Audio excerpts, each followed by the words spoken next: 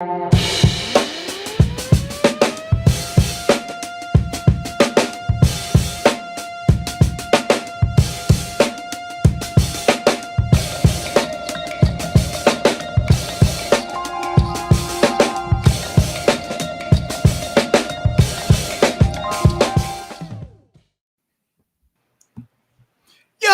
what's checking, everybody? Welcome to a Monday edition of House Divided.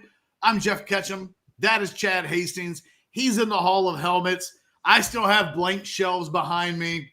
It's the way of the world as we begin this week. I hope things change over the course of the next 24 to 48 hours. I don't want just blank shelves behind me. But nevertheless, we got a full show planned for you today. Do us a solid. Hit that thumbs up button, subscribe to the channel, get notifications. Thumbs up, subscribe, notifications. Don't make me chant that out throughout the entire show. I probably won't, but I might. You never know.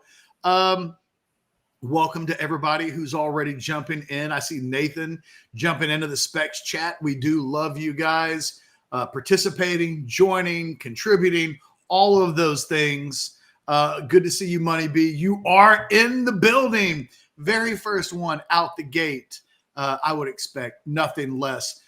Going to get into a lot of different Texas Longhorn theme things today. Theme things is a difficult little double word combo there, Chad, to say, and yet I didn't completely step over it. The Longhorns added a defensive back over the weekend, which is where we start today. The Longhorns strike in the portal. It's not a defensive tackle, and yet it is at a position where I think they feel like they absolutely need some help.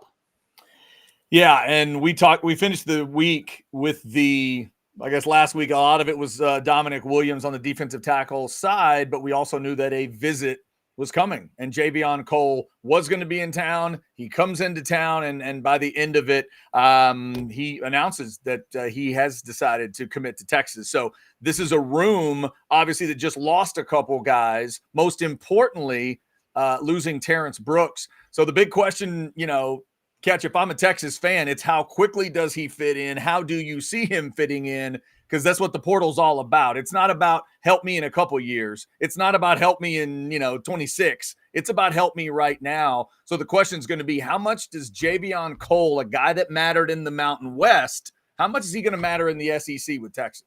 Well, I think it's a question that's in finality probably hard to answer. We've seen Texas go into the portal for defensive back help in the past.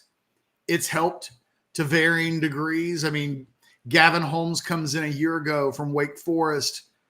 You wouldn't say he's emerged as a frontline player for Texas, but he absolutely is a contributor. I look at Javion Cole, and my thought is that's a guy that Texas is bringing in to be a starter. Now, will he start? I think that remains to be seen. I think if I was putting together a starting lineup in the secondary for who I think goes into the Big House week 2 against Michigan, I think there's a very good chance at the safeties you'll see Derek Williams and Andrew Makuba. I think in the nickel you'll see Jahdae Barron, and I think at the corners you'll see Malik Muhammad and probably Javion Cole. Will it absolutely be that? It's hard to say. I mean, Texas has other defensive backs. Gavin Holmes, previously mentioned, I think would be the starter if there was one today. You could make the case that Barron could move from the slot to the outside and that Jalen Gilbo could be promoted to the starting lineup. I think there's multiple possibilities in play. But I think the Longhorns go get Cole from San Jose State with the expectations that he's going to be an immediate contributor. Talking about a guy that a year ago was one of the better corners in the Mountain West. He's got a real interesting story. We talked about this a little bit last week when we weren't going goo-goo and gaga over Dominic Williams and the impact that he might make if he were to join the Longhorns before committing to Oklahoma. He's a guy that in 2022 was a prospect of zero notoriety. So much so that he signs with Cal Poly coming out of high school in Oakland, California, just 2 years ago. He makes an immediate impact at Cal Poly, goes into the portal, goes to San Jose State, emerges as an immediate starter for the Spartans, earns some notoriety, some all Mountain West Conference honorable mention. PFF really liked him, ranked him as one of the top 20 cornerbacks in its grading system in the country, enters the portal again, goes to the Longhorns. And I don't know, like it's a tough one. My expectations is that he will be expected to play right away, but he's a guy with multiple years of eligibility remaining. He's played 2 seasons of college football. How quickly can he adjust from the Mountain West to the SEC, which if this were just the Big 12, it would be a big step being made, that it's being made at another level, maybe the highest level in college football, makes this a pretty tall climb. We've seen success stories to varying degrees, and I think we've probably seen some failures as well. It's hard to know. I think this isn't Isaiah Bond. This isn't some of the more guarantees on the box. This is something that doesn't come with a guarantee on the box, but I think there's reasons to be really hopeful that this is a guy that's going to make the 2024 Texas Longhorns better at the cornerback position, probably in a similar way that Dominic Williams would have helped the defensive line. This makes the team better, but it likely doesn't change the outlook at all in terms of what you think the record for the team is going to be. I think this is about nuance. I think there are varying shades of improvement that get made, but this isn't a season changer, but it's a good pickup. It's a good pickup of a guy that's proven to be a good football player at the collegiate level. I think he makes the Longhorns better. And I think, when you're the Longhorns and you lose Terrence Brooks, which I think that hurts this team. The Longhorns weren't better for losing Terrence Brooks. He was a guy that up until the moment that he left was at worst a co-starter with Gavin Holmes. Had he seen some of his playing time decreased? Yes. Would he have had the same level of impact in terms of outright playing time that he had a year ago? Probably not. But for me, he was the second best cornerback in the program as things currently stood. So to lose him was to lose a really good player. Cole's got to be at least as good as Terrence Brooks. And if he is, then we'll look back over the weekend and say it was a big success in the scope of, where this 2024 Texas team is going. I guess, Catch, now the discussion is about what type of battle are we talking about here? You mentioned Holmes, you mentioned Barron. So if we assume Muhammad's holding down one side, for you, does this give Cole the opportunity to be your corner and see where it goes? Or is this a true battle between Cole and Holmes? Or is it all three of them? Is it a triple threat with Cole and Holmes and Barron to try to figure out who's on the other side? Man, I think the goal is to get your best 5 on the field. And so, they haven't had – it's hard to get too carried away. I mean, maybe it's not too hard for some people. And I have nobody in mind when I say that. I'm not throwing shade. But there could be a conversation where somebody's like, this guy absolutely is the starter. No questions about it. I think it's just hard to know that because he hasn't practiced with you yet. And you can look at film. But look, even a guy like Isaiah Bond, who as recent as a week ago was being listed as a possible first-round draft pick in the 2025 NFL draft by some publications, he didn't have a completely smooth process of embedding into the team this spring. And that's something that they're still working on. That's something that they hope to work out over the course of the summer, but he didn't show up and they didn't spray water and there was an instant plant growing. That's not quite what happened. It's one of the reasons why I have a little bit of hesitancy to go too far. But, I think the first thing they'll do is they'll let Cole come in and battle Holmes to be the starter.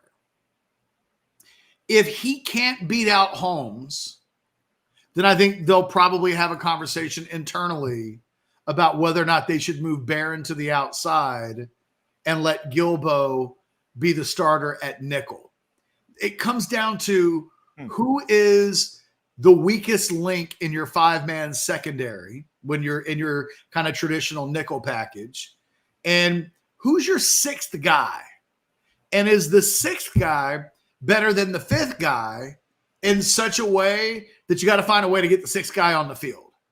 And, I think that Gilbo's a big part of this discussion, as well as just how much quality exists at that last cornerback spot, that outside spot opposite Muhammad. I think there's a sense that Muhammad's got the upside to be one of the best corners in the SEC this season. I don't think anybody's going to be saying that about this other cornerback spot going into the season. That's going to have to be earned.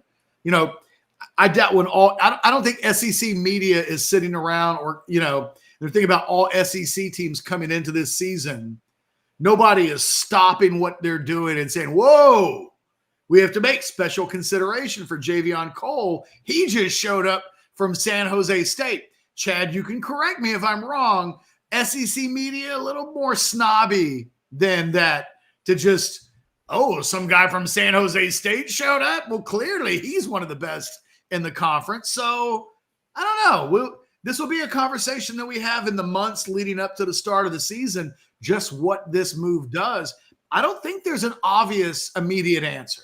They clearly are going to let him come in and compete, but to compete and to outright win the job, I think are two different conversations. If he can outright win the job, then we'll know that the Longhorns have a really good player on their hands. Yeah, a couple things. How dare you on the SEC media? They're always very open to conversations about which conference is best. I hear there's a lot of respect for the Big 12 in the SEC. Oh, and especially the Mountain West. I mean, woo! They call it the Mountain. They don't even call it the Mountain West. They just measure everything else on the mountain. There's no doubt about it. The Mountain.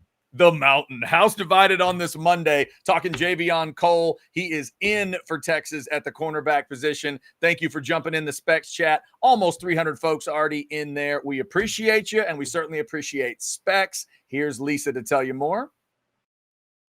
Specs same-day delivery can save the day with our Specs app or online shopping. From world-class wines to hard-to-find spirits and craft beers to gourmet foods, delicious snacks, and spectacular sweets. It's Specs. Cheers to savings.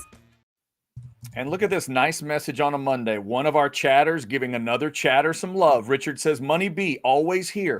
True fan. Absolutely. Shout out to Money B, Richard, and all of you who are jumping in today. We do appreciate it. Money B is there for us each and every show. We appreciate it. Over 300 folks now into the Specs chat. Catch, we got a chat. Now, let's remind everybody, a super chat will go right to the top. It also helps us, literally, because that's you throwing some money in the tip jar. So we do appreciate those. We do have some chats rolling in at the beginning. Catch, Nathan throws your name in the beginning. So, Catch, do you anticipate this kid will go pro next year? Or would you consider that sort of thinking to be too overconfident?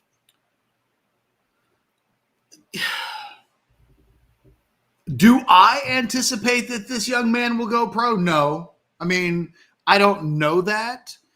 Wouldn't shock me if he's thinking that way. I mean, I think we've seen a lot of Adonai Mitchell's a perfect example. I think there was a true sense that as he was coming in, it was for a one-year deal, that he wanted to go to the NFL beyond that. I think there's some thought with Isaiah Bond that a similar situation exists. I don't know that this young man is at that level yet, but it's certainly not outside the realm of possibilities. Is it too overconfident? I mean, no, I don't know that I would frame it like that. I just think it's a little premature, but it's certainly not outside the realm of possibilities. Had he stayed at San Jose State and had another good year, would he consider going pro? I mean, that's a personal question. He'd have to answer that. And I don't think we've heard enough from him to have some real insight into like where his head is. You know what? I'll reach out to him this week and see if we can get him on the show. Maybe he can answer some of those questions for us. I think it's a little early to talk about him in that vein. Catch, we've also got a couple of the chatters already looking at film and reacting. Our guy Cameron jumping in, talking about Cole staying over the top of routes well, in phase of a route, able to turn his head. And that's how you know someone studied film and studies wide receivers. I haven't watched a ton of him yet catch, but the first thing that stood out to me is he's listed at like, 5'10", 5'11", on the shorter side for a cornerback, but he plays longer than that. He appears longer than that. I'm 5'10", but nobody ever says, boy, Chad feels like he's 6'2". Like, that's not the kind of 5'10" I am, but it feels like it's the kind of 5'10" that Javion Cole is. Yeah, look, I think he's a plus athlete. He's got good ball skills. He's a playmaker in the secondary. He's making a big adjustment, though. Playing in the Mountain West is not the same as playing in the Big 12 and now into the SEC. And we've seen situations like this. Look, Gavin Holmes was a nailed-on starter for Wake Forest multiple years. And coming over to Texas, the competition's a little fiercer. And look, we also can't ignore the fact that they've got a 5-star young prospect in Kobe Black that's also vying for playing time. It's not crazy to think that by the time we get to August that Kobe Black is taking even more steps to being the type of player that he will eventually become. And we always say things with players like that. By the time the OU game rolls around, or by the time we get to the end of the season, the situations might look different, and he might be competing for a starting spot. Well, if that's the case, it'll be Javion Cole and Gavin Holmes's outside spot that I think Kobe Black would be knocking on the door of. He's not pushing Malik Muhammad out of the lineup. So there's just a number. Javion Cole could be a really good player and not be better and more talented than Kobe Black, meaning that a little bit in the way that Gavin Holmes got his pathway to the starting lineup last year blocked by Ryan Watts, recently drafted in the NFL, Terrence Brooks, and then Malik Muhammad showed up and kind of leapfrogged him in the pecking order. You could see the same thing happen this year. So the Longhorns have options in the secondary, and Cole replaces the Brooks void of just a body that is good enough to compete for that type of position on the depth chart.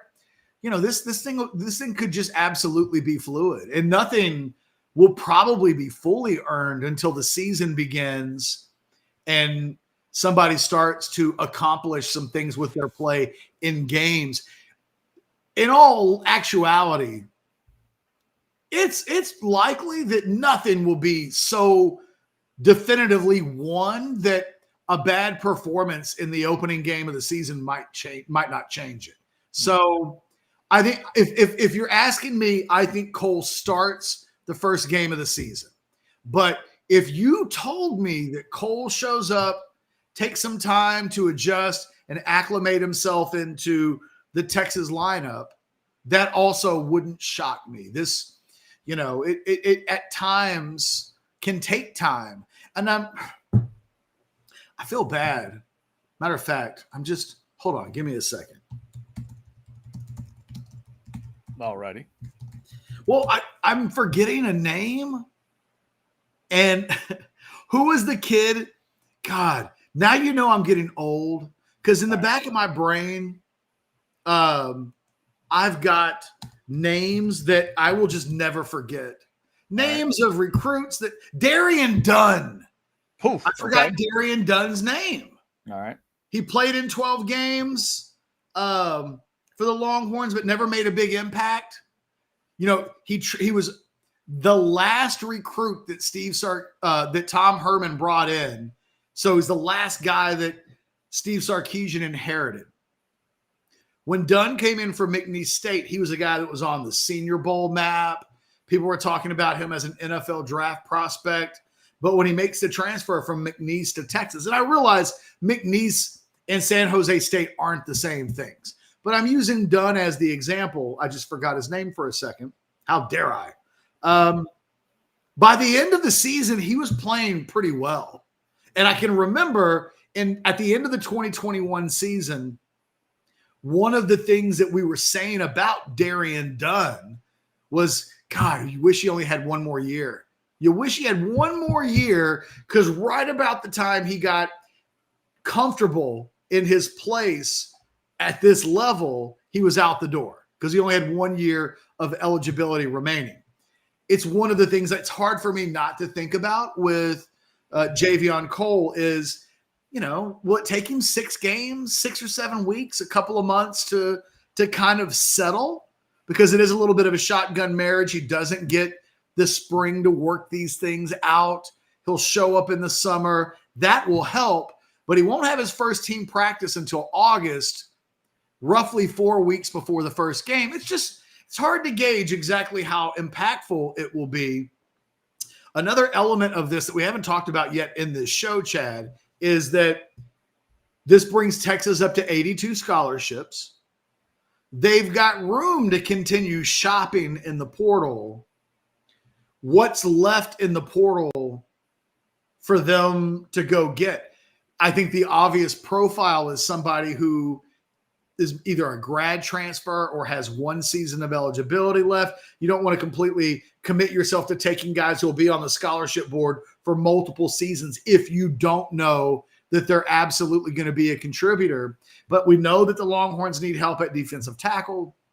We know that, I think you can make a case that bringing in a veteran punter in the vein of a guy like Ryan Sanborn from a year ago should be paramount to what the Texas coaches are working on with regards to the portal. And then there's still another spot. Like where would you go to beef up your depth, if even a little bit? Is it linebacker? You lose Kendrick Blackshire. If you could find a veteran senior kind of player that could be comfortable with being Anthony Hill's backup and being depth, but knowing that if he comes in and, cuts the grade, that he could be an immediate contributor on a team that's expected to compete for the playoffs. There's still work that can be done.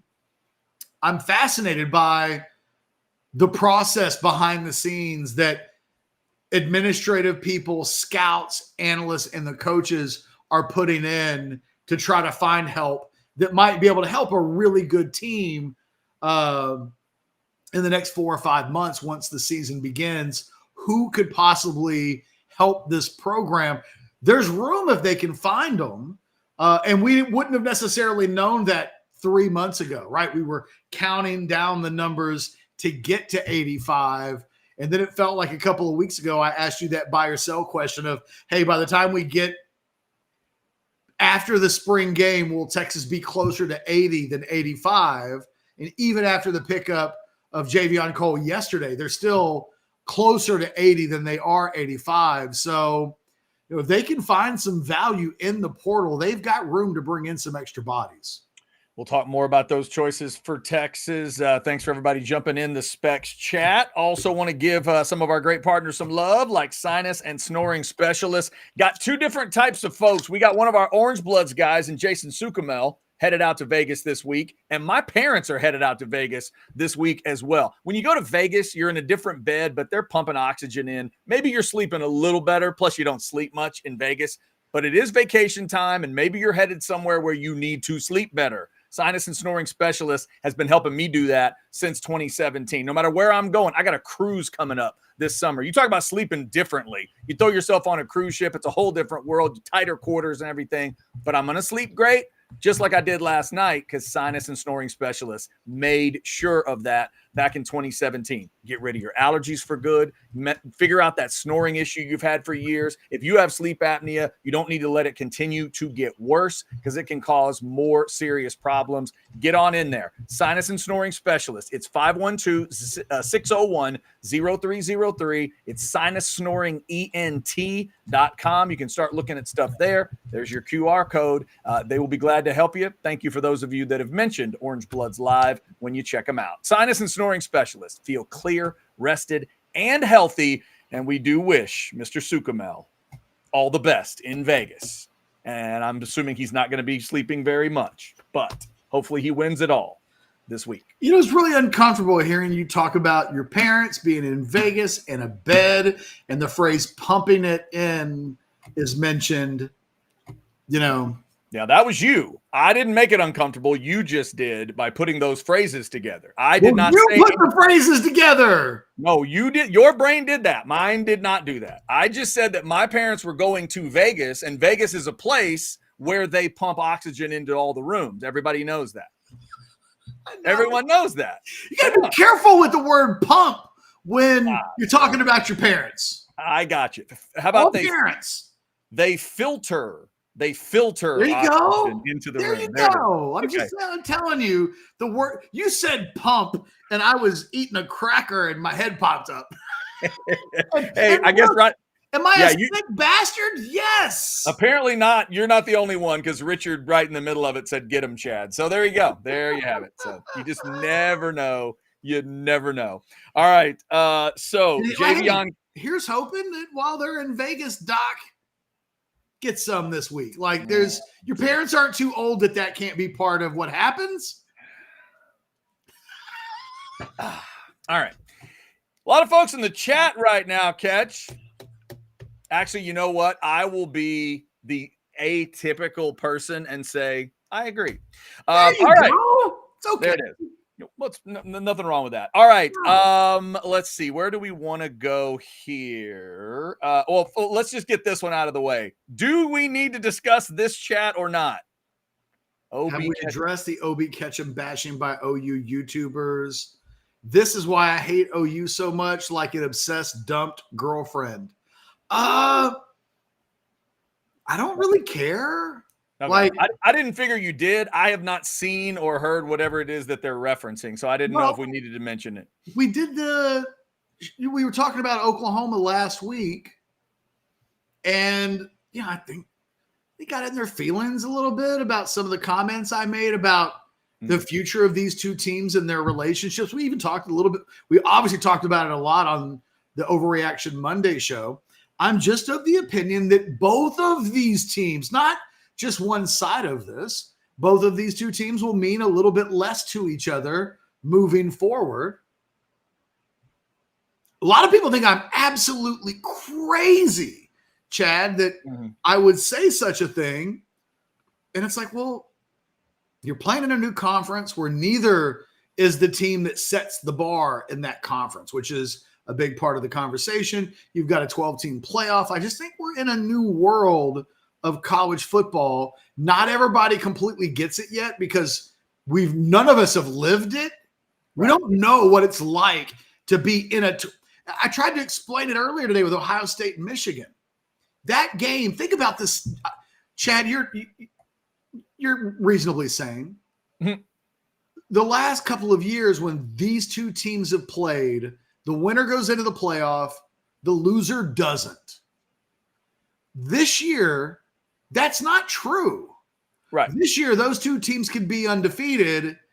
The winner could be the Big Ten champion and gets a bye.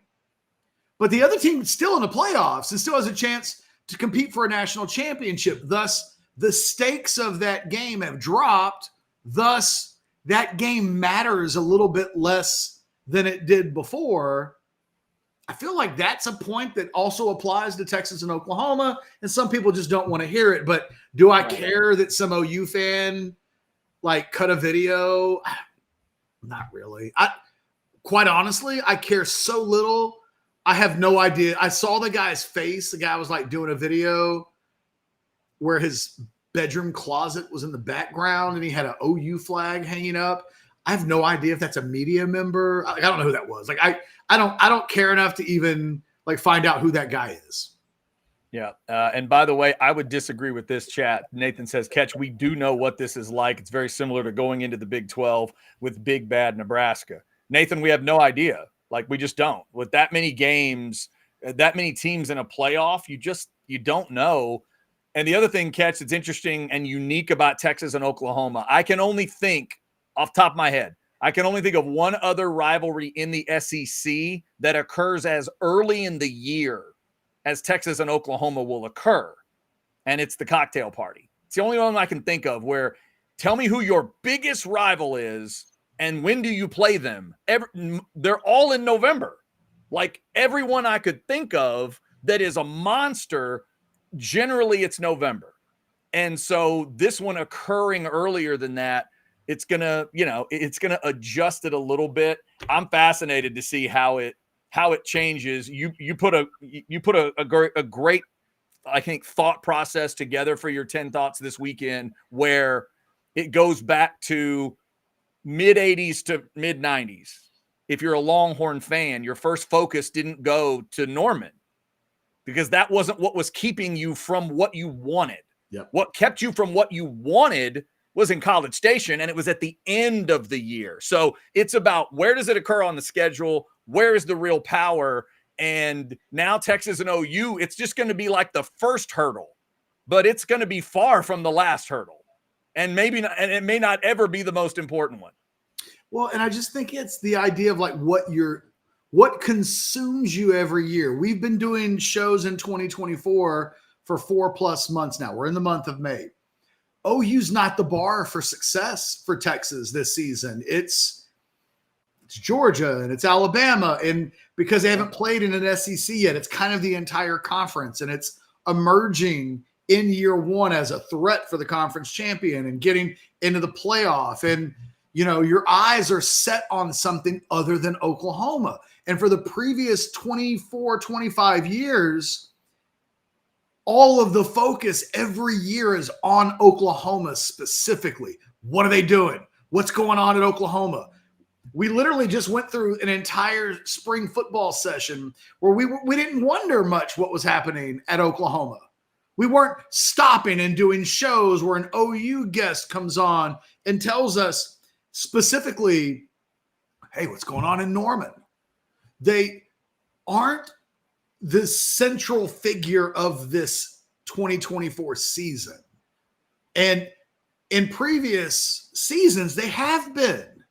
You go through the entire year focused on what's going to happen when you get to that game. And I just don't think that this particular season and future seasons will be completely wired that way. But I also think some OU fans might be hearing your conversation as this huge, massive insult to them, and I'm not necessarily hearing it that way. It's just it's true the other way. Texas has to start meaning a little bit less to Oklahoma as a byproduct of all of this. It's not a one-sided deal. And just think about the rest of their schedule. The beauty of what's about to happen goes both ways here when it comes to Texas and OU. And because Texas, once they got past the game in Dallas, a lot of stuff laid out in front of them, and a lot of times it was pretty favorable. So what does it look like when those two add SEC teams to their schedule, when Oklahoma adds Bama, and when Texas adds Georgia, just to name those two? But then catch the other side of the magic is, what happens when every team in the SEC, not named Texas and Oklahoma, has to play either Texas or Oklahoma? That's never happened before. That will happen the first time in 2024. And when all of that comes together, we don't know. We don't know. We think we know some things, but, you know, does 9 wins get you into this thing? I don't know. Does it have to be 10? I don't know. By the time Bama plays, you know, Oklahoma, are they both relevant? Well, are they both, Chad, I think it becomes a rivalry where the loser of this, it used to be, and it didn't work out this way every year, right? It didn't happen this way last year, where you win the game and it's like, oh, well, now you're the favorite to accomplish all of your goals. That's not what this game will be anymore. I mean, you can win the game and you might not even be a blip on the SEC radar as it relates to competing for a conference championship. Maybe, probably, but you're not guaranteed. The loser, it takes up one of the mulligans. And we're not used to really talking about college football in a way where it's like you get 2 mulligans. Yeah. Well, Texas loses to Michigan early in the season. The way we'll talk about that in a few months from now is, okay, if Texas is going to make the playoffs, they got one more they can go. Yeah, and that's where your argument does, I think, increase a little in validity, Catch, because the old version was Whoever loses in Dallas is halfway to being out. Yeah. Now the loser in Dallas is just halfway to being considered, because we all feel like you can go 10-2 and be considered for the playoff. Well, I don't think there will ever be an SEC team that's 10-2 that will miss a 12-team playoff. I wouldn't think so, because we should have less of them. Correct. The math would tell with these schedules that I just mentioned, there should be less of those because you're testing these teams differently than you used to. So even with the 4 non-conference and some of those being jokes, the SEC shouldn't be able to manufacture 10-win teams like they used to. But even when they were manufacturing 10-win teams, I think, we know what it looks like whenever there's a playoff top 10, top 15. The SEC is dominated. Oh, yeah. And we've dominated to such an extent that we've asked ourselves, like, how many teams would they actually let in? We start counting non-Power 5 teams and how they get in. And, you start how many spots are actually available. And you start working it out, and how many do the Big Ten get in? And there's just, again, I'm making a projection based on something that we haven't lived yet. But in a way, we have one time. When Texas and Texas A&M left the Southwest Conference and went to the Big 12, the Texas A&M rivalry mattered a little bit less in 1996 than it did in 1995. Previously, just the year before, when Texas and Texas A&M played in College Station in 95, that game decided bragging rights. That game decided the conference championship. That game decided who went to a major bowl game and who did not. The very next year in 1996, it had value. It decided who went to the Big 12 championship game, right? I mean, in 98, A&M actually goes, and I guess the game itself actually didn't determine that, right? A&M went to the Big 12 championship that year, even though they lost to Texas in Austin on the Ricky Williams game.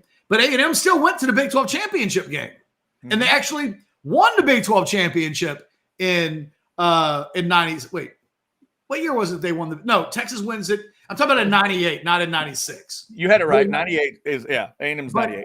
In 98, when they played that game, Texas wins, but A&M still went to the Big 12 championship game. But and when they entered the conference in 96, Nebraska became the bar. Right. By the way, we have to stop what we're doing because Hooked on Longhorns went $100 deep. And hey, brother, that'll stop the show. That's how you stop the show. That is how to stop a show. In honor of the softball girls sweeping Texas Tech en route to the Big 12 regular season championship, let's have Lou Holtz sing "The Eyes of Texas." That's not a bad idea. Hashtag the horn runs through Lubbock. They say it all runs through Lubbock, and certainly the Longhorns do. Here we go. Let's get it going. And the 1, and the 2, and the 3. The eyes of Texas are upon you. Oh, the live long day, you Red Raider bastards. The eyes of Texas are upon you. You cannot get away, run, rule. Do not think you can escape them from night till early in the morning. The eyes of Texas are upon you. Till Gabriel blows his horn and Texas Tech sucks again. There it is. There you go. Again. When did they ever stop? Yeah. Did you see the tweet that Texas softball put out? I did. That was you how did you describe that in your 10 thoughts? A kill shot? Yes. Tweet? Yeah. That was nice. That's a rarity, by the way. The run rule is one thing, but the 30 run rule, that's a to go 10-10, that's 10. That's a 10 at least every time. That's 10-10-10. You run triple 10. You swept them. You run ruled them 3 times and took the conference on their field. That's impressive. That is impressive. Thank you, Hooked on the Horns, for that 100. We hope it was worth it for you. Catch, speaking of worth it, I know you are one of the many that feels like Rogue Shop has some products that are worth it. Give everybody an idea of what Rogue Shop can do for them. Oh man, I've been Rogue shopping it on a Monday. Look, you can see that cartridge is not full. I worked on that cartridge and continue to do so. Look, we had a testimonial on Orange Bloods earlier today about Rogue Shop. Someone made a post and just said, "Thank you. Thank you for making my life better." In fact, I'll read you the post. Texas Longhorn 4x4 made it. Said, "Amazing people. If you have issues with pain or sleep like me, 2 transplants." I didn't know if that meant he had like 2 organ transplants. That was kind of hardcore. I hope you're okay. Texas Longhorn 4x4. They will work miracles for you. Richard and Charmaine are amazing people. Great conversation with them yesterday. As far as sponsors go, they are the top of my list. I mean, it doesn't get more impactful than like it changes your life. Sleep, anxiety. You just want to feel good. You got aches and pains. There are so many things that their products can help with, but you got to go to the website to check it out. Go to rogueshop.com, find out specifically for you. Ask questions. Go into the chat. See if Shar can help you out with exactly what might fill your needs. But the bottom line is life can be better. Life can get better. Why not take a step to facilitate that actually happening? Go to rogueshop.com. The website is an absolute jewel, and Richard and Shar do great work, and we love them. Thank you for being a sponsor and for being a partner of orangebloods.com. We're better for you. There you go. Hope everybody's having a good Monday as we come out of the weekend. Over 500 folks in the Specs chat. We appreciate you. And as you just see, super chats go right to the top. And if they're $100 super chats, that will stop the show. That'll stop the show. That is how it works. All right. So Catch, somebody sent our man Cameron jumped back in about Javion Cole. Says Catch, he has moved up every year in his college playing college ball, which means at 2 other schools he had to overtake the DB room as an underclassman. It is a good point. What I wonder here, Catch, is he taking 2 steps at once? With all due respect to whatever a Big 12 version of Texas would have been, is Javion Cole about to take 2 steps at one time here going into 24? I mean, it's the closest step to the NFL that you can take without actually being in the NFL. So, look, I think this guy's going to be in the starting lineup. So I obviously think he's really talented. It's just not the same. Going from Cal Poly to San Jose State is not the same. That is not the leap that going from San Jose State to Texas and in the SEC is going to be. In his second game at Texas, he'll be in the big house. Yeah. And with all due respect to Cal Poly and San Jose State, that is a different level of everything. So, and Georgia's coming a month after that. I saw that Carson Beck was listed as a potential number 1 overall pick in the draft, Chad. And it got me to thinking, like, Texas has played a lot of number 1 overall quarterbacks in the draft in the last 15 years. Yeah. And I just started thinking, the way that Texas has been ringing up number 1 overall quarterbacks, maybe Carson Beck will be, because they sure do play a lot of them, whether it's Jared Goff or Kyler Murray or Baker, you know what I mean? Like you could just rattle them off. It's been a lot. Caleb off the bench. Right? Caleb, yeah, it was, I mean, that man didn't even start the game and he ends up being the number 1 overall pick. There's been a lot of number 1 overalls that the Longhorns have played. And that's what Javion Cole is moving into. By the way, I did send him a message in the middle of the show, like 20 minutes ago.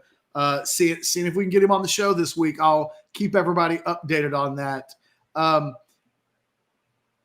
There are multiple things at play here with Cole.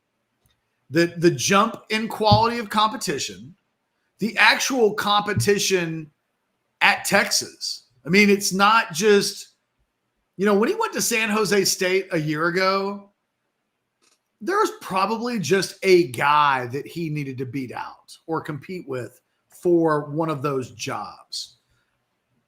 Again, there's no Kobe Black hovering in the background at San Jose State. You just had to beat the best guy they had, and there wasn't a 5-star waiting in the wings. You can't control that. And it's one of those things. Look at the transfers at wide receiver. They can't control what Ryan Wingo does. It's like, oh, well, these 3 guys can all be starters together. And it's like, yeah, but what about the 5-star that just showed up? And it's like, well, whenever the light switch goes on for him, it's kind of outside of the control of the other guys. That guy's going to get on the field, and it's almost like no matter how good those guys are, it doesn't matter because by definition, the 5-star guy is more talented. I just think that it's not as cut and dry as all he has to do is make the leap. There's just layers to this. I think he'll pull it off. And if you're asking me, do I think Javion Cole plays on Sundays when his career at Texas is over? It's very possible. It's very possible we're talking about a future Sunday player. And if he's going to be the starting cornerback at Texas, that's kind of the level. I mean, if you're not at that level, you need to be replaced. That's the new bar. And because, again, the competition, what Texas is aiming to do is get into the playoff and win games in the playoff. So in order to do that, you have to be elite of the elite. You can't just make the playoff. So the levels that Texas is striving for means that the bar at every position is increased. Pretty good, serviceable. Those guys that level of player cost Texas ultimately against Washington a year ago. And it cost them against Oklahoma. They had a few too many serviceable guys on that defense and in that secondary.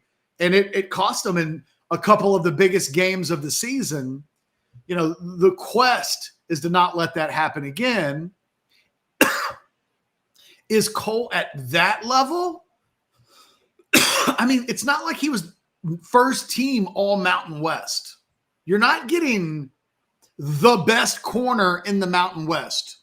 You're getting a guy that was one of the best corners in the Mountain West a year ago. And I know those two things may sound similar, but they're not. They're not. Being the best guy and being one of like 5 or 6 guys in that conference, I don't know. We'll see. I can't wait to find out what level that guy's at. But, and look, full transparency.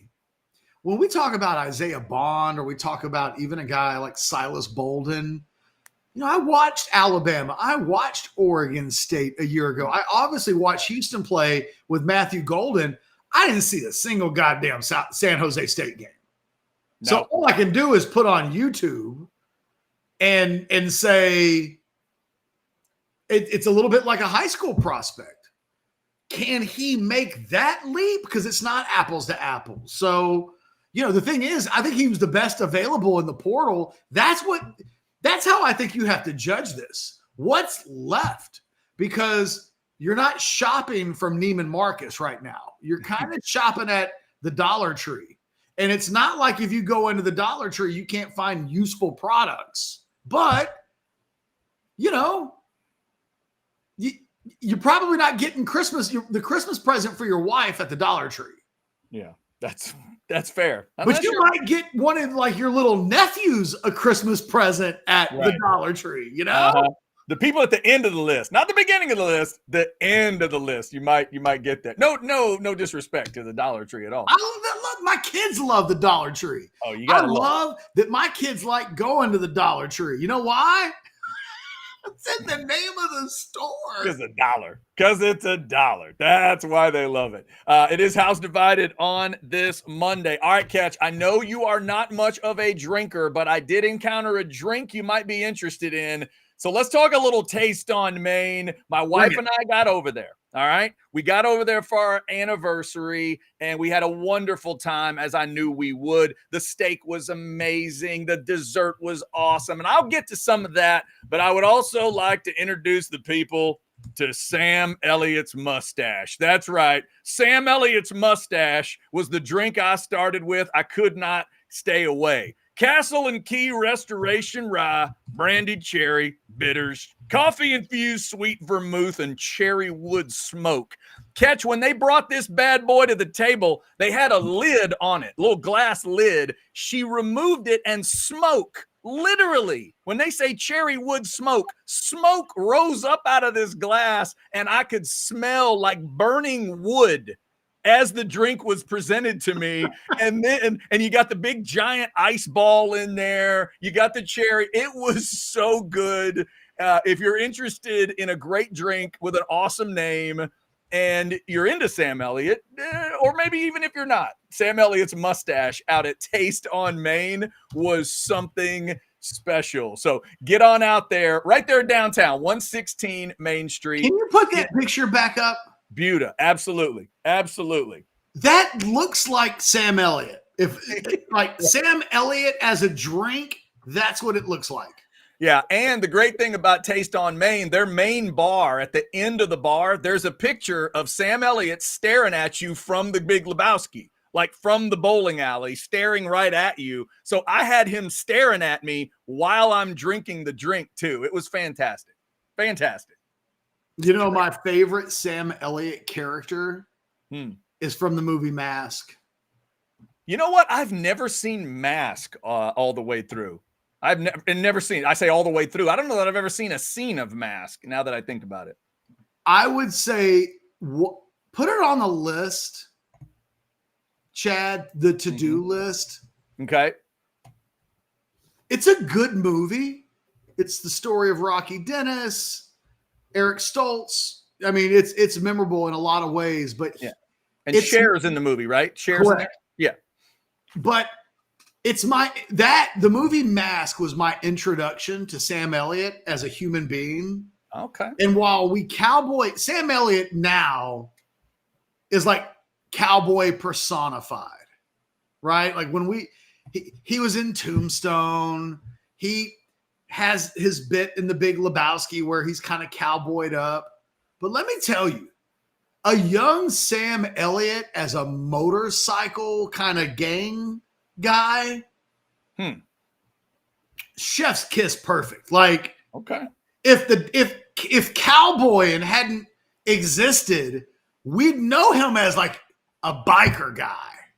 And I feel it's almost a shame that his role as a biker has been completely removed from the culture because he's such a perfect cowboy. This is interesting. I didn't know this one. Estelle Getty was in Mask as well. I didn't know that. I did not know that as well. Man, it has been a long time since I've seen Mask. I have not. Yeah, I've not seen it. I will put it on the list. Hang on. But I can remember when I saw Mask. Before I was so young when I first saw Mask, Chad, that it wasn't like, oh, I want to have sex with Cher that like popped into my mind. I just knew I wanted to be cool, like Sam. Like Sam. Yeah. Now somebody else that like he personified. Roadhouse comes after. Right. Ketch hadn't seen Roadhouse at this point. Yeah. Yeah. And he's got a little bit of that biker vibe in Roadhouse, but he's not a biker. He's a bouncer. He's a cooler. It's a different thing. He was a pure biker, motorcycle rider. Yeah. Like he by the way, Ketch, there's certain things about movies to me that make them great. And one of the things that makes Roadhouse great to me is every time I get to the scene where he's dancing with the doctor, I believe he's going to steal her every time. Just for Patrick Swayze's character, right? Just for that long, when his hand ends up on her neck, I think is he gonna? No, he's not. No, he's not. You've seen the movie, Chad. He's not. Spoiler alert. But like, that's how good he is in that movie.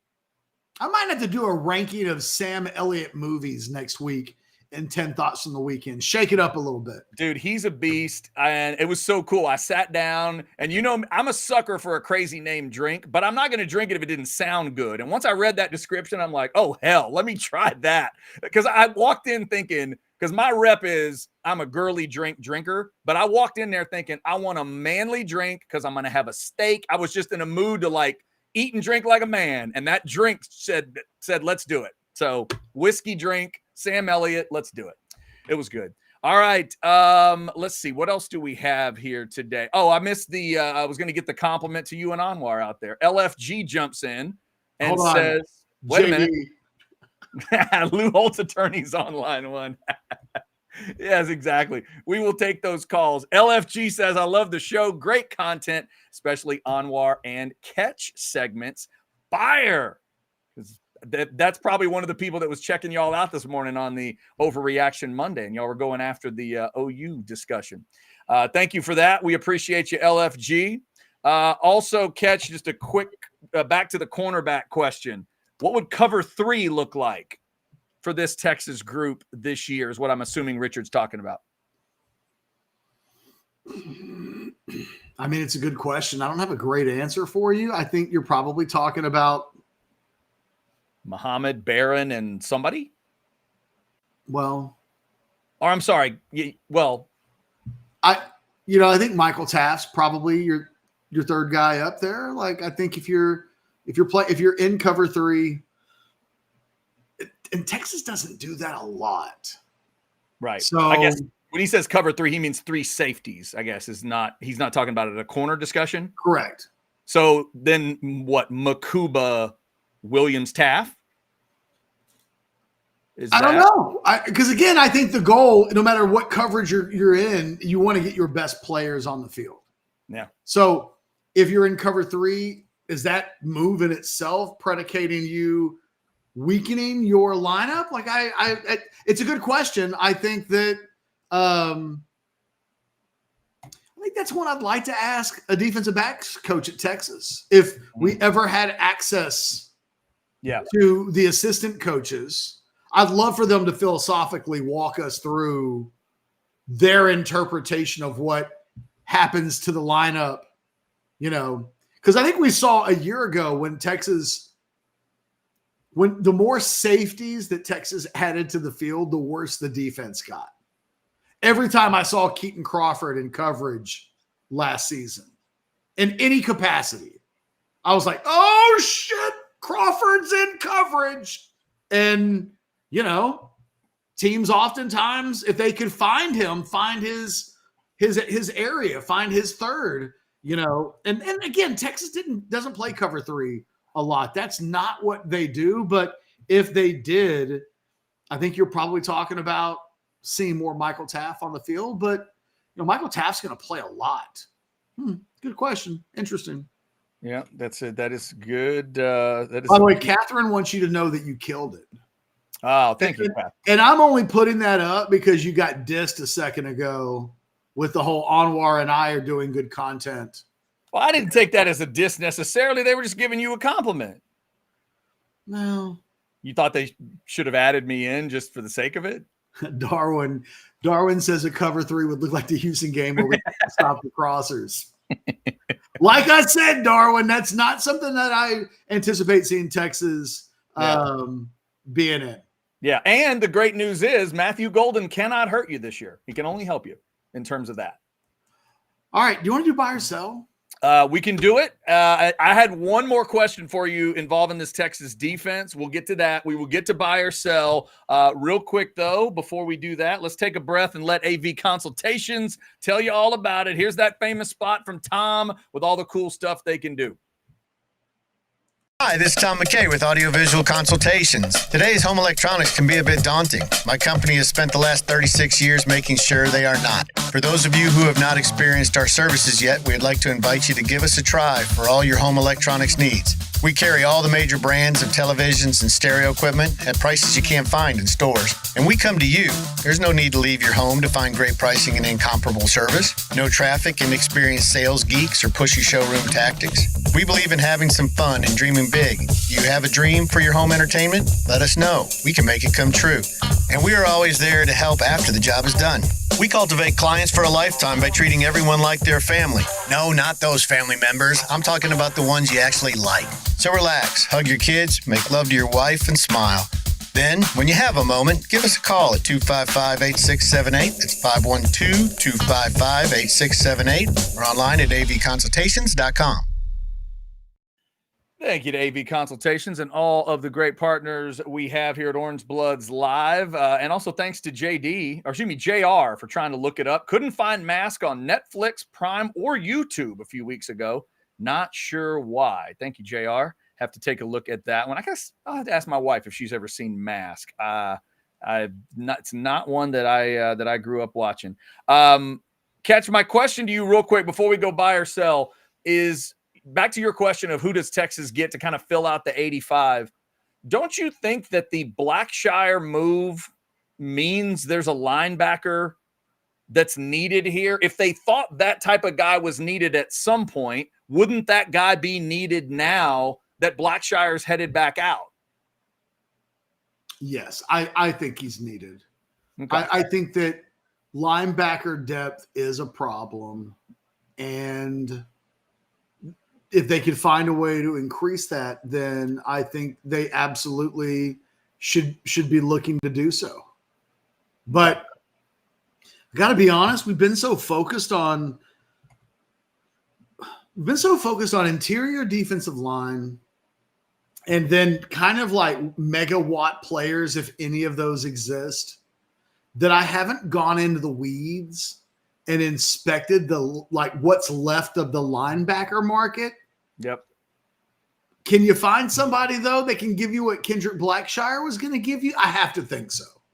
Because one of the things that this goes into the portal. There are some positions that you see more strength than others. Linebacker has, for me, the last few years, has been a position where more quality players go into the portal then there are spots for these guys to land in. So a lot of times you're seeing guys in the portal who are capable players playing at Mountain West level schools, and they end up dropping down in terms of where they go because we're at a spot now where, Texas has 3 scholarships available, but not every school's sitting at 82 right now. Some schools are still trying to trim down to 85. By the way, just for the record, because I did a search on Mask and it said it was streaming on Amazon, but it's not. The Mask is, and Son of the Mask is, and there's some Mask cartoons, and Howard the Duck even popped up. I don't know why. So if people want to see The Mask with Jim Carrey and Cameron Diaz, that's available on Amazon. On Amazon. I'm telling you that I typed in Mask movie 1985, and it shows that you can watch it on Amazon Prime, but that's a lie. Okay. It's a lie, damn it. Update. Amazon Prime is lying to us. Well, you know what? Oh, you can find it. I'm sure they'll let you rent it off Amazon Prime. No, it says this video is currently unavailable to watch in your location. Interesting. So it shows up. I'm looking at it on Amazon.com right now, and I'm looking at a picture of Rocky Dennis, but it's unavailable. It's been removed from the platform. Damn it! That's crazy. By the way, Rex says if we need it, his grandmother's got it on Betamax. Thank you, Rex. Yeah. Thanks, Rex. Rex is a team player. Don't let anybody ever tell you otherwise. That's it. And hey, JR jumps in with a super chat, $1.99. Thank you, JR. How fast is Taff? Asks JR. I'd probably say mid, like 4.55 to 4.65. I don't mean to be insulting, but like most guys are that fast, Mm-hmm. Just I would probably ballpark it somewhere in there. Gotcha. JR, thank you for that. Somebody at Paxton asking if Leona Lafau is still playing linebacker. Yes, he's the backup behind Anthony Hill right now. Mm-hmm. But he's a guy that I don't, it's funny. Some websites that cover the Longhorns will tell you that like LaFau had a big shining spring. He was okay. He's good enough to keep Blackshire off the second team, but I think he was a 3-year project for me coming in out of high school. This is his second year. He will be on the 2 deep, but I don't think he's really ready to have a significant role yet. I think he's a year away. And then I think he's kind of on schedule. But yes, absolutely still playing linebacker. All right, Catch, before we get to buy or sell, remind everybody, recruiting show coming up, the recruiting hour at 4 o'clock on this Monday. We ready to roll for a recruiting show today? Jason Sukamel's in Vegas, so you're going to have to do some heavy lifting. Otherwise, I'm going to have to pretend like I know recruiting. I don't know if we can have that. No, I'm good. I'm there. All right, fair enough. That's 4 o'clock this afternoon. Check it out. You ready to buy or sell? I am. Let's do it. You go first. I do have my questions ready today. All right, but I'm going first. All right, let's go back to Mr. Cole. Buy or sell number 1. Javion Cole is a starter by the OU game. Buy. I think he's a starter by week 1. But that, you know what, man? I say that out loud. It feels very aggressive, but I'll stick with it at this point. That's where I'm at. All right, let's go to the hardwood. Buy or sell number 2. Your NBA Finals pick as of today would be Boston and Minnesota. Ooh, boy, that's not outside the realm of possibilities, but I'm going to sell and say my pick is Boston or the field. Oh, like okay. Boston versus what's left in the Western Conference. Gotcha. It could be Minnesota. Are we overly? Denver's a really interesting team. I know they've lost home court advantage. I just wanted to give Minnesota the love because they did steal one. They did steal game 1. They still have the best player in the world, arguably, at their disposal, and so I'm going to give the Joker a little bit and say, if you give me Denver and then the other 2 teams that are still playing, I'll take them I'll take the field versus Minnesota. And quite honestly, I guess I get the field on the Eastern Conference as well if I sell. But I think if I had to bet 2 teams, I probably would still say Boston and Denver as of this exact moment.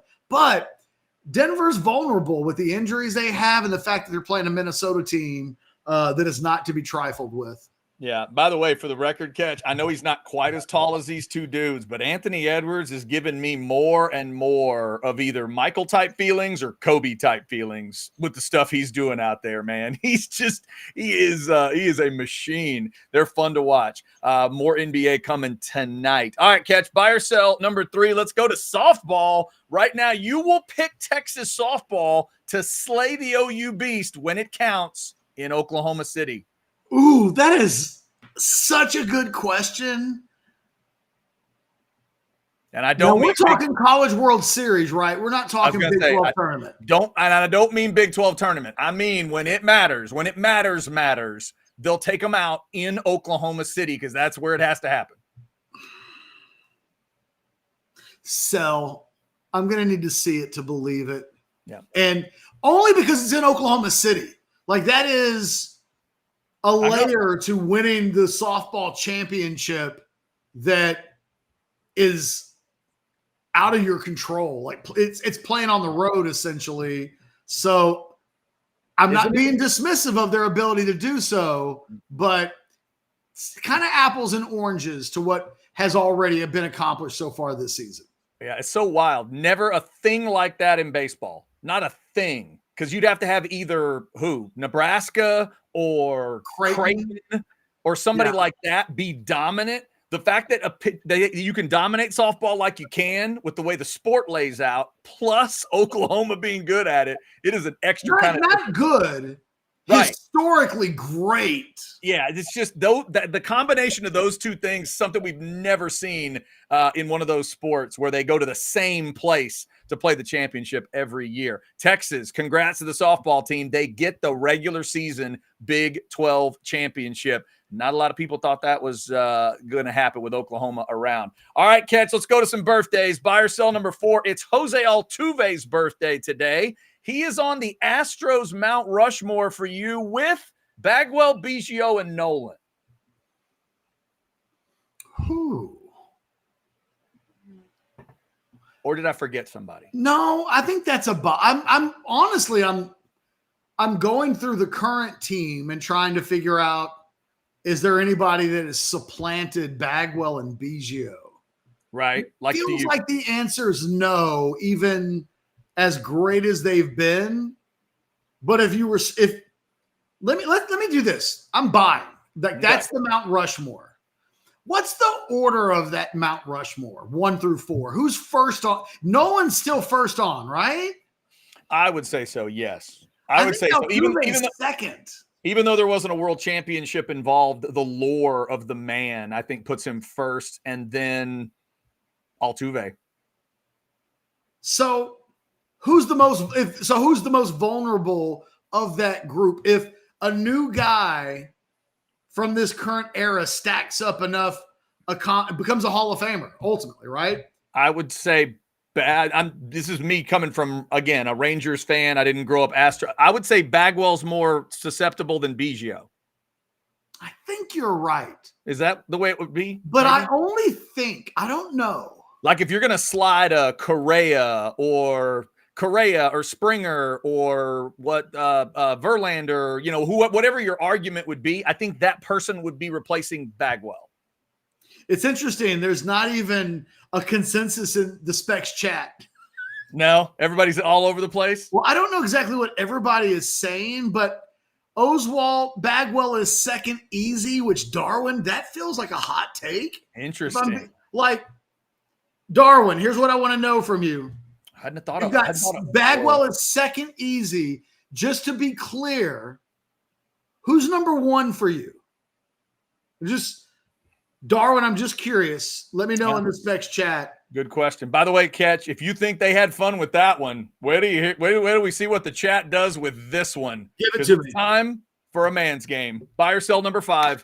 It's also George Clooney's birthday today. Let's settle it once and for all. Prime on prime. Clooney, hotter than Brad Pitt. Ooh, sell.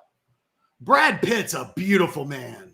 I think and Clooney is like, I think, more classically handsome. Sam Elliott has like a masculine way of being good looking. Mm-hmm. Clooney's masculine good looking. Pitt is every kind of good looking. Like if you were going to say Brad Pitt is beautiful, not good looking, not handsome, but beautiful, I would say, yeah, he is. So if we're talking about hotter than, you can go to the youngest Brad Pitt parts to even now. I'm thinking of like, Thelma and Louise young, but then like even Once Upon a Time in Hollywood, he's on top of the roof, shirts off, putting up an antenna or whatever the hell he was doing. And like women in the audience gasped when they saw him on the roof with his shirt off. I saw that in the theater and women like just couldn't help them. They made gasping noises. And it was like, God damn, man, it must be something to be so good looking that you involuntarily make women just gasp. Yeah. That is that man. I think you broke it down perfectly. All right, Catch, what do you got? Richard says, I gasped. Maybe. Maybe. You never know. Or maybe you do know, and that's why you said that. Buy or sell number 1. Chad, our brains in similar places in a lot of the questions today. Okay. Buy or sell number 1. Javion Cole starts game 1 for the Longhorns. Yeah, you went right to game 1. I'm gonna say bye. I feel like with what they just lost and him coming in, I feel like that is a bye. Obviously, if Gavin Holmes is out there or whoever else it might be to take that job, hey, fight the man for the job. But I'll say it's Cole. Yeah. Buy or sell number 2. Texas softball taking the Big 12 title over OU is an accomplishment that can't be overstated. Yeah, it's buy. I mean, Oklahoma had the string that they had, the amount of, the games that they'd won in a row, the amount of series they'd won in a row was oppressive. Just absolutely crushing kind of numbers. And deep down, a Texas fan would have been happy with 1 in Austin. Really, just get a game from them and see if they're kind of vulnerable. They end up getting the series. They end up taking the regular season title. It cannot be overstated. It's far from over, obviously, but no, you can't overstate it too much. That's a big, big deal. Now we got to see if they can go north of the Red River and do it when it's all on the line. They're ranked number 1 in the country right now. Texas is. They're the Big 12 champions. They're a unanimous number 1. Yes, I saw that. All the votes. And there's only like 25 of them, but still, yeah, every vote goes to them. And if you look at the records catch, it's clear those are the 2. It's like 40-something wins, and it drops off pretty good. So if deserves matters, that's what we get. We're going to get 2 out of 3 in Oklahoma City, Texas, OU for everything. That'll be pretty cool. It's like being a number 1 seed in the tournament and not getting to the college, like to the Final Four. It feels like Texas softball at a minimum. When you're the number 1 team in the country this late in the year, you better be in the Final Four, or we'll remember whatever happened in the postseason as some sort of disappointment that didn't live up to what was otherwise done this year. No pressure, women, but the pressure's on. Yep. Buy or sell number 3. Anthony Edwards is a 22-year-old star in the NBA. And for you, he's becoming must-see TV. Absolutely buy. No, it's remarkable to watch. And when you're raised in the NBA world that I was, there's certain things that you're drawn to. And when you give me somebody in that like 6'4" to 6'7" range that's that rangy and that quick and that good, and the fall away jumper and the drive to the basket and just all of that, and the moxie that comes with it, hit a shot and then turn and discuss it with Kevin Durant. Like, there's just something about the dude. And like I said earlier, if he's not giving me Kobe vibes, he's giving me Michael vibes. And that's about the biggest compliment I can give anybody. So yes, when he works, I watch, and I was already that way with Joker. So give me 6 more games of those 2. By the way, Darwin went on the record and said Nolan was 1. I agree. Which meant Bagwell would be 2. Boy, that's bold. That feels bold. That is bold. To me, again, this is me speaking from a different perspective. If I was an Astros freak, Nolan would be first, but somebody that helped get those 2 titles has to be next. It can't be Bagwell or Biggio. They were such failures in the postseason that, to me, you got to put respect on the names of guys that gave you championships. Yeah, and if you want to tell me it's somebody else, if you want to tell me it's Springer or Correa and lay the numbers out, that's fine. I think it's got to be somebody from those 2 teams. I kind of agree with you. But look, I'm not an Astros fan, and if Astro fans like voted and told me that Bagwell was number 2, like, I would concede to them. It just would be a little surprising to me. By the way, the responses in the chat related to your Brad Pitt question are hysterical. I bet. I just know they are. The thing is, I'm usually trapping Chad in these types of questions. I once tried to get Chad to admit that if he was a guy that he would have sex with Brad Pitt. So we've come full circle. Every time we bring up Brad Pitt on the show, it turns into, a question of like our own masculinity. Of course. Buy or sell. We have a buy or sell question for $5 from Hooked on the Horns. I'll let him jump in real quick. Buy or sell. Elizabeth Olsen is hotter than Haley Atwell. For me, that's a buy. I love Elizabeth Olsen. I'm an Elizabeth Olsen guy. This is a fantastic, hotter than, and I'm a Marvel guy. So we're talking Wanda hotter than Agent Carter. Man, they're both so pretty. I love Wanda. Look, I'm not even sure that's the right answer. Yeah, I'm a mark for Elizabeth Olsen. See, here's the thing. Hooked on, this really bores down to the word hotter. It's a hotter than true discussion. If you're into boobs, Atwell's your girl. Because they're both just so attractive. I'm just trying to go back and forth between the two of them. Who would I consider hotter today? Absolutely. I think I'll go with Ketch, and I'll lean Olsen just barely. But, man, they're both so attractive. So, I think Atwell may be hotter than Olsen, and yet I personally prefer Olsen to Atwell. But if I eliminate my own personal bias, Atwell's pretty hot. Yeah, I'll tell you what. We'll cover all sides. I'll sell and take Atwell because all I can see in my head right now is her beautiful smile. So I'm going to go with Atwell. I typed in a Google search just to because sometimes it helps. Chad knows, even though you have like an idea of what the women look like, sometimes to be reminded helps with an answer. There's no. Here's the thing with Atwell. Atwell's got the same thing to me that Kate Beckinsale does. She's got a timelessness to her. This just. It's not the thing that stands out to me.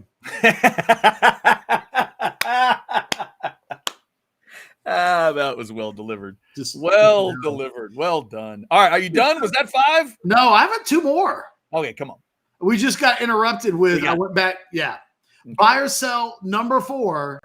Texas A&M baseball. They've got your attention. Yeah, buy. Absolutely. Number 1 team in the country, playing really good baseball overall, and then throw a little cheating scandal in for an opponent. I just saw that story today. That was kind of crazy. But yeah, they've got my attention, and we'll see if they can handle things too, Catch, because the pressure is an interesting thing for A&M baseball. That means there's big games coming up at Olsen Field, a place where if a certain vibe happens, that whole fan base and that whole place can tighten up in a bad way for the Aggies. They got to find the way to be loose, because everybody's talking about, hey, what if they take Texas and put them in the College Station Regional? If that happens, it could work the other way. If things happen the way they have in College Station, things just get weird there. If they get too tight, Aggies have to find a way to stay loose. That's the key for that team right now. By the way, what if they do put Texas in that Texas A&M regional state? I think Texas may have secured their spot in the tournament this weekend by beating Oklahoma State. They're going to end up being either second or third place team in the Big 12. I think they'll get in, but they do that in baseball. They like to keep those teams close to home. They do. I think it's probably more likely than not that Texas ends up in that College Station regional. The thing is, you'd probably be getting Texas as a 3 seed, which if you're the number 1 team in the country, should you be getting a regional where your 3 is such a strong 3? I mean, right. Probably not. But a committee's going to think to do it. And then you got a Texas team that just gets to play with their hair on fire. They just get to walk into College Station ready to mess stuff up. Talking about A&M better be ready for pressure versus a team playing with pressure. Exactly. They got to be ready. And finally, more of that to come in the coming weeks. Trust us. Yeah. And finally, buy or sell number 5. You paid attention to the Kendrick Lamar Drake feud from the weekend, and you have a definitive opinion on it. Definitely a sell. Once I read your 10 thoughts, I went and listened to the Kendrick, I guess the last Kendrick track that was released or whatever. I have no knowledge base for rap feuds, for diss tracks. I don't know how to break them down. I don't know how to analyze them. And I certainly didn't listen to the Kendrick Lamar thing going, oh.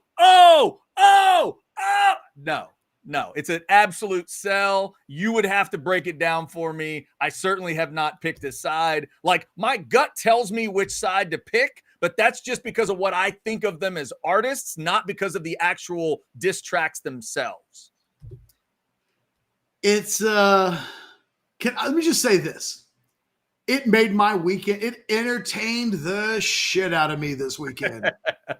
It did. Saturday, all weekend long, I was fascinated and entertained by them. And hip hop and rap had a moment this weekend. Like, I think, look, I'm a 47-year-old guy. I mean, I don't know that I'm still in a position to be proclaiming these things, but as someone who's been following the game since I was a kid, this was notable. This will be remembered moving forward. Mm-hmm. The whole thing, that there's a club banger out, that Kendrick has a club banger that may be the song of the summer, that's nothing more than allegations of Drake being a pedophile, is fascinating.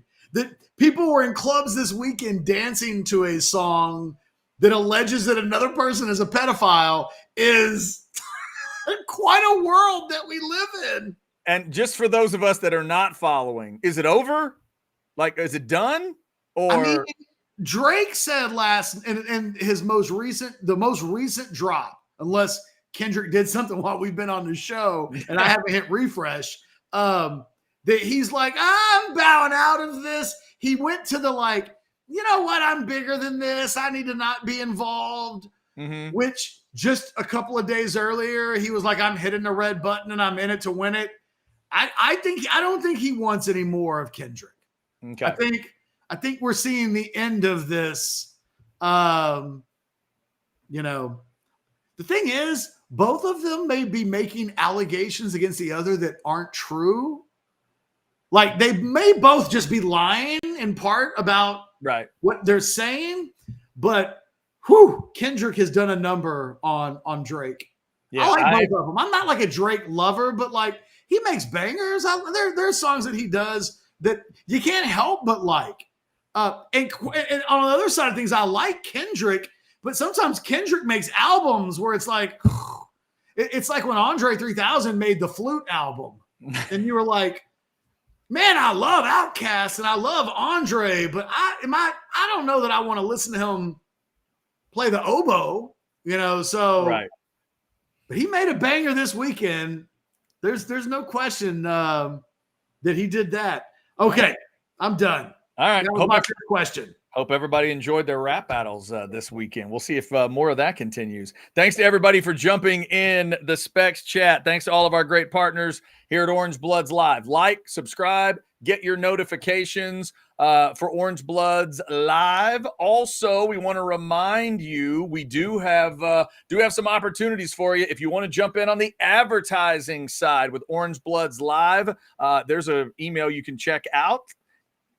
Reach out to our partner Sonny at Sonny Nelson at orangebloods.com, whether that is Orange Bloods Live in general, or if you'd like to sponsor SEC Media Days coming up in July. That is a little over 2 months away. We're trying to get prepped now. If you want to help us get to Dallas and cover SEC Media Days, you can reach out to Sonny about that as well. Sonny Nelson at orangebloods.com. Thanks to Sonny and Cody and the crew getting it done on the sales side. And thanks to all of our great partners, like we always talk about, that enable us to do it. All right, Catch, we good?